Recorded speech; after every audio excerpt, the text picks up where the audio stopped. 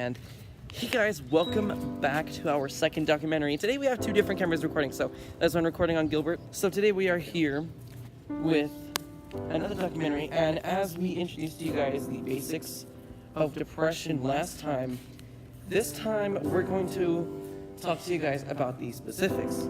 Hooray. And yeah, hooray. So, what do you call it? So we're just going to talk about other specific things and types of depression and what it does to you and if there's a possible way to solve it.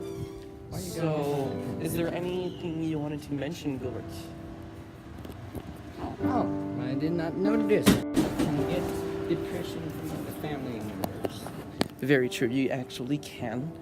And yes, it does affect you very much and stuff like that. So yeah, guys, we just want to introduce this documentary to you guys. So hope you guys enjoy. If you have any feedback, just go ahead and let us know. So see you guys in the documentary.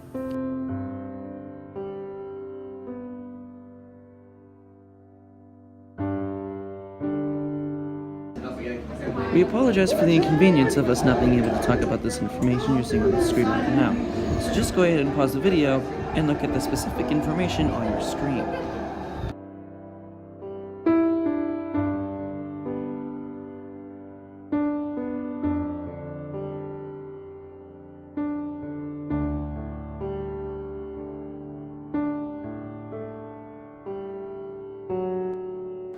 What was everything you did to ease down your depression? I was drawing, and I usually helped out with family and friends problems, and that helped out a lot, making sure other people were okay. So with your depression, did you get it from your family members? And if so, how did it affect you? If you didn't get the depression from your family, then where exactly did it originate from? I did not acquire depression from my family. It was my own fault because I was never getting enough sleep. So with your depression, what would you tell people to do that would encourage them to hopefully help the depression die down?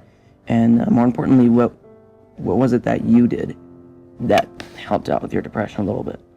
What helped with my depression a little bit was, I did a lot of different magic and card tricks and stuff, and when you have depression, a few things that you do lack is, happiness, smiles, and laughing and stuff. And when I did card tricks or magic tricks and I showed my tricks to people, I got to see them smile and see them laugh, and that actually made me a little happy, and I got my mind off of my unhappiness, and was actually made me happy for a while. Another thing is, video games. I do a lot of those.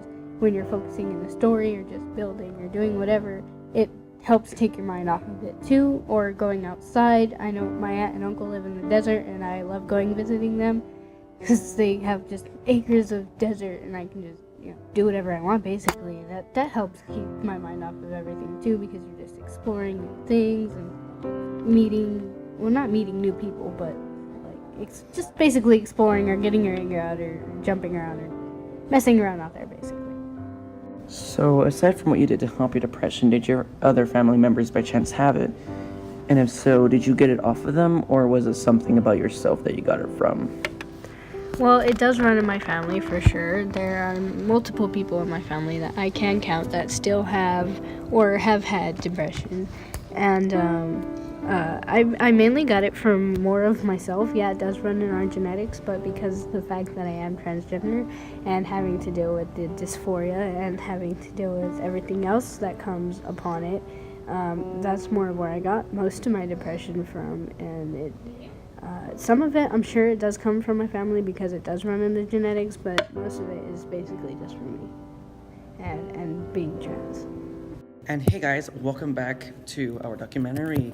Hope you guys are enjoying it so far. And as we did mention in the beginning, we were going to talk about the specifics in depression, and we're going to start off with the physical symptoms. So one of them is the loss of appetite with excessive weight loss. Yeah, weight loss.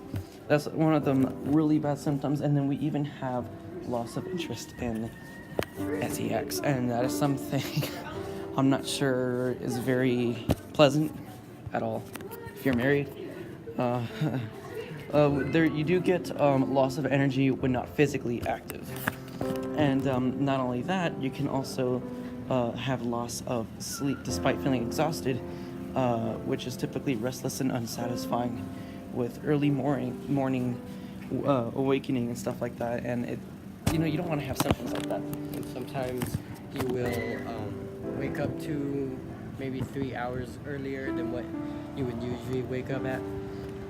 Yeah, that's actually very true. I have done that a few times throughout the few years that I've actually had my depression, but mine's not nearly as bad as some other people that I am familiar with. And sometimes people even have slowed activity in speech, as so to speak.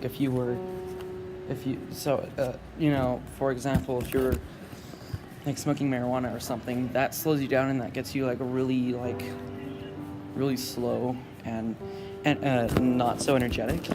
And that's kind of what this feels like when you have depression. So your depression is basically like marijuana to the brain.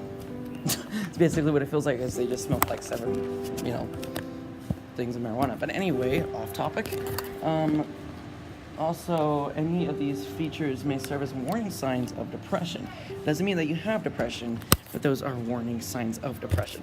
So now we're going to go ahead and take a look at the psychological symptoms. And the psychological symptoms, I'll just start here.